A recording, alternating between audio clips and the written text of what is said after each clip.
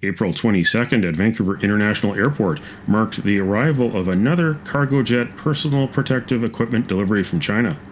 Canadian authorities are playing catch-up to supply masks, goggles, gloves, gowns, and other items to doctors, nurses, and first responders in the battle against COVID-19.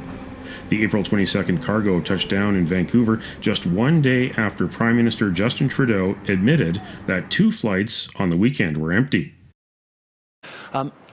We have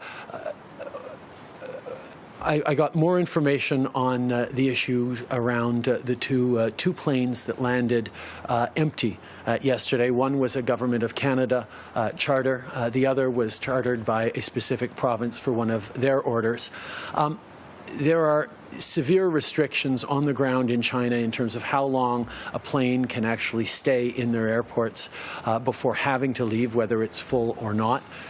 And at the same time, supply lines and truck shipments to the airports are difficult and interrupted by checkpoints and quarantine measures. For the most part, we've been able to navigate through those and ensure that Canada has received the equipment that it needs, but these 2 airplanes were forced to take off empty.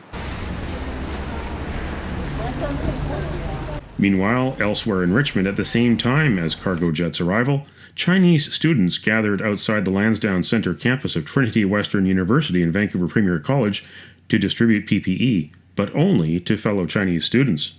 The boxes of masks, gloves, and sanitary wipes were imported by the Chinese consulate in Vancouver.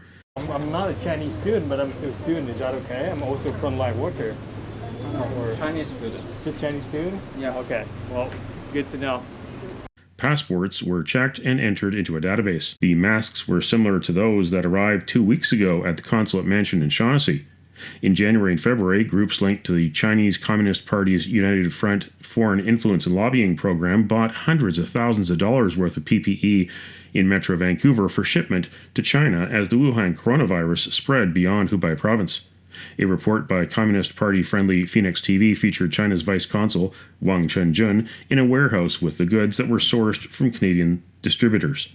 BC affiliates of the World Association of Chinese Doctors raised $200,000 on February 8th at Lipont Place in Richmond. The event included BC Liberal MLA Teresa Watt, dollar store supplier Johnny Fong, and Burnaby City Councillor James Wang. On April 24th, the Chinese consulate in Vancouver hosted a ceremony to donate 56 boxes of medical supplies from Guangdong province to the BC government. NDP Trade Minister George Chow and Provincial Health Services Vice President Melinda Mui were on hand for the photo op with Consul General Tong Chao-ling. Melinda Mui is in charge of British Columbia's $2 billion a year medical supply management department. The donation from China's Communist government included 500 pieces of protective clothing, 20,000 masks, and 10,000 gloves. Bob Mackin, TheBreaker.News, Vancouver.